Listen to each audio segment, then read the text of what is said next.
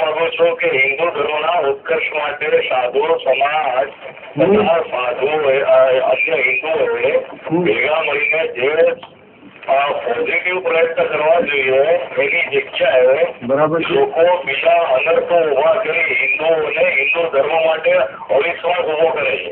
હાજી, હું જરા આપને પણ પ્રશ્ન પૂછી શકું? પૂછો સાહેબ. હાજી, આપના માતા પિતાને કોઈ માણસ જાહેરમાં ગંદી ગાળો બોલે તો આપ એને પગે લાગશો કે પછી એનો યોગ્ય જવાબ આપશો? એ યોગ્ય જવાબ આપવો જોઈએ એમાં ના નથી. નહીં, મારો આ એક સામાજિક ઉત્કર્ષનો પ્રશ્ન છે. અરે મારા મિત્ર, હું તમને એ જ સમજાવી રહ્યો છું. સામાજિક ઉત્કર્ષ પછી આપણે વાત કરીશું. પહેલા મેં જે પ્રશ્ન પૂછ્યો કે તમારા માતા પિતાને જવાબ આપી દીધો સાહેબ. શું કરશો આપ તે સમયે? બસ એ કરીશું જે તમે મારા મોઢામાંથી બોલાવવા માંગો છો. હા, તો પણ બોલી નાખો ને હવે. બોલી નાખ્યો ને મેં પહેલા. હા, તો પછી અમરનાથ બાબા અમરનાથ એ મારા આરાધ્ય છે અખાડાની અંદર. હવે બાબા અમરનાથ જ અમારા આરાધ્ય છે. પણ તમે સમજો, તમે બાબા અમરનાથની પૂજા અને એની આરાધના કરો છો, મને ઘણો આનંદ છે. પણ જયારે મારી વાત સાંભળો, જયારે અખાડામાં પંચ સંસ્કાર થાય સાધુ સમાજની વચ્ચે, ત્યારે હાથમાં શાલિગ્રામ પકડવામાં આવે છે અને કહેવામાં આવે છે આજથી કર્મથી ધનથી તનથી મનથી હું ધર્મનો છું. ધર્મ સામે થતા પ્રહાર પર હું બધું જ એક તરફ મૂકી અને શસ્ત્ર લઈને ઉભો થઈશ. આ મારા અખાડાના સંસ્કાર છે ભાઈ. હા, આમાં મારે બીજા કોઈ જ વિશેષ જ્ઞાનની જરૂર હોતી નથી. હાજી, હા, જય સિયારામ.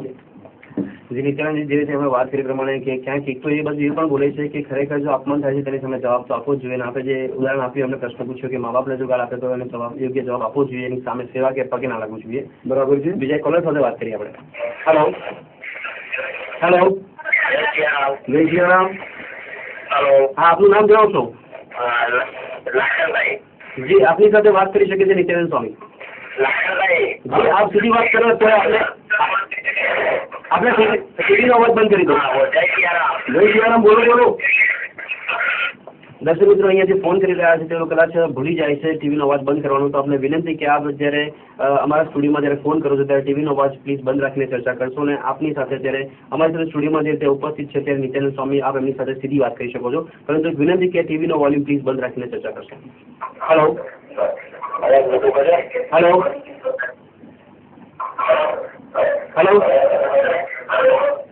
કોણ બોલો છો? जय स्वामीनारायण. जय स्वामीनारायण. जय राम जी की. जय राम जी की. हाँ, मैंने आपने जो किया सही किया है. बराबर. और आपको धन्यवाद देता हूँ, आपके माता पिता को भी धन्यवाद देता हूँ. और अपने देश से पहले भी इस मीटिंग के अंदर ऐसा बोला था तो हर पुराण के अंदर हिंदू शब्द नहीं है, रामायण में हिंदू शब्द नहीं है, और भारत के अंदर हिंदू शब्द नहीं. हिंदू आया कहाँ से? तो उन्होंने भगवान क्यों कहना है? हाँ जी, आपकी योजना को मैं समझ पा रहा हूँ मेरे दोस्त. हाँ, आपकी योजना को मैं समझ पा रहा हूँ. हाँ जी, सही जा रहे हो आप सही कह रहे हो. आप हिंदू नहीं है तो. हाँ जी, बराबर है. सही बात है आपकी. દર્શક મિત્રો, ઘણા લોકોને વિનંતી કરવામાં આવે છે કે આપ સીધી વાત કરી શકો છો નિત્યાનંદ સ્વામી સાથે, પરંતુ આપ ટીવીનો અવાજ બંધ નથી કરતા, જેથી કરી સ્પષ્ટ વાર્તાલાપ થતો નથી. નિત્યાનંદજી, આ કોલરે પણ જણાવી રીતે એમને ગુસ્સો દેખાતો તેમની વાતમાં કે ખરેખર એમણે જે કીધું કે અગ્નિ વિશે જે રીતે વાત કરી હતી કે 18 પુરાણમાં ક્યાંય હિન્દુ શબ્દ નથી, રામાયણમાં ક્યાંય હિન્દુ શબ્દ નથી, ને પોતે ભગવા કરીને રખડા છે. ત્યારે પરિસ્થિતિ પુસ્તકોની અંદર હિન્દુ શબ્દ છે કે નહીં એનું નથી. આ વેદના જે બહાર આવી રહી છે હિન્દુ સમાજની, સનાતન ધર્મની, વૈદિક વિચારધારાની, માત્ર કોઈ એક શબ્દને પકડી કે હિન્દુ નથી, સનાતન શબ્દ નથી, આ કોઈ તમારા પોતાના વિચારોને રજૂ કરી અને પ્રસિદ્ધિ મેળવવાનો નુસ્ખો ન હોવો જોઈએ. અને અગ્નિ જે પ્રકારે ચાલી રહ્યો છે, આમ હિન્દુ જે વેદના અનુભવે છે એ બહાર આવી રહી છે. જી, કલા સાથે આપણે વાત કરીએ. હેલો. નમસ્તે. કોણ બોલો છો આપ? હું જબ્બરસિંહ શેખાવત બોલું છું. કયા વિસ્તારમાંથી બોલો છો આપ? હું અમદાવાદમાંથી બોલું છું. જી, અત્યારે અમારી સાથે સ્ટુડિયોમાં સ્વામી નિત્યાનંદજી છે, આપ એમની સાથે સીધી વાત કરી શકો છો. હવે આપ એમની સાથે વાત કરશો. જી, બોલો. હેલો. જય જય સિયારામ જબ્બારસિંહજી. જય સિયારામ. બોલીએ. હવે ખાસ તો એવું છે કે જે આજે બનાવ બન્યો એમાં મને એવું લાગે છે કે આવા બનાવ વખતે હું ના હાજર રહી શકે, પણ તમે જે બી કામ કર્યું છે એ ખરેખર એક હિન્દુ સમાજ ના કોઈ બી વ્યક્તિએ કરવું જ જોઈએ. કારણ કે આ લોકો ભગવાન વસ્તુઓ ધારણ કરી હિન્દુ દેવી દેવતાઓને ગાળો બોલવી, હિન્દુઓને આ લોકોમાં તાકાત હતો મક્કા મદીનામાં જઈને કાબા વિશે બોલી શકે કે રોમમાં વિશે બોલી શકે. જબ્બારજીજી એક 2 મિનિટ, આપણે કોઈ અન્ય ધર્મની ટીકા ન કરતા અગ્નિવેશ જે વિષય ઉપર ચાલી રહ્યો છે આપણે એને પ્રાધાન્ય આપણે દરેક ધર્મ પ્રત્યે આપણી લાગણી એક સમાન હોવી જોઈએ. આપણે જે વાત સાચી છે આપણી બરાબર છે. દુર્ગા માતાનું નગ્ન ચિત્ર દોરી શકતો હોય, લક્ષ્મીજીનું નગ્ન ચિત્ર, તો આ બધું એક જ ધર્મના દેવી દેવતાઓ માટે કરવું કે આ બધું યોગ્ય ના કહેવાય ને. અને લોકોએ આજે આ સ્વામીજીએ જે બી કર્યું છે એ યોગ્ય જ કર્યું છે. કારણ કે આ દુનિયામાં સમગ્ર વિશ્વમાં મૂર્તિ પૂજક તરીકે જે દેવ પૂજા જે સૌથી મોટો મૂર્તિ ભગવાન શિવ છે. જબ્બારજીજી સાંભળો મારી વાત. મારી હિન્દુ સમાજને એક જ વિનંતી છે, આપણે સહિષ્ણુ છે ને આપણી સહિષ્ણુતા જાળવી રાખવાની છે. જો ક્યાંક મુસ્લિમ ધર્મના સન્માનનીય મોહમ્મદ પૈગંબર સાહેબ કુરાન હવે એવા લોકોની વિરુદ્ધમાં પણ જો ક્યાંક સુર ઉઠે, જે રીતના મુસ્લિમ સમાજ એક થાય છે એ જ રીતે હિન્દુ સમાજ એક થવો જોઈએ. મેં હમણાં જે જોયા પ્રશ્નો ઘણા પૂછાઈ રહ્યા છે, ઘણા સમર્થન પણ સારું આપી રહ્યા છે, પણ હિન્દુઓ પોતાના ધાર્મિક સંસ્કારો કરતા પોતાની બુદ્ધિ ક્ષમતાનો વધુ ને વધુ સમાજને પરિચય આપી પોતાના તર્ક સાબિત કરવાના જે વિતમળાઓ ચલાવી રહ્યા છે ને એમાંથી પહેલા બહાર આવવી જરૂરી છે. જો હિન્દુ સમાજ પોતાના તર્કોને સિદ્ધ કરવાને બદલે ધર્મની વાતોને સ્વીકારી અને આગળ વધવાનો પ્રયત્ન શરૂ કરશે તો મને લાગતું નથી કે કોઈ પણ વ્યક્તિ સનાતન કે હિન્દુ ધર્મ માટે ક્યાંય ખોટું વિચારી શકે. હું જ્યાંથી સમજદાર થયો ને હાજી હું જ્યારથી સમજદાર થયો ત્યારથી આ સ્વામીજીને કેસરી કપડામાં હું જયારે અજ્ઞાત કેસમાં જે બી હોય છે આર્ય સમાજના નામે કોઈ બી સમાજ હોય, કોઈ બી એની વાણી સ્વતંત્ર દેશ છે, લોકશાહી દેશ છે, બધાએ બોલવું જોઈએ. બરાબર.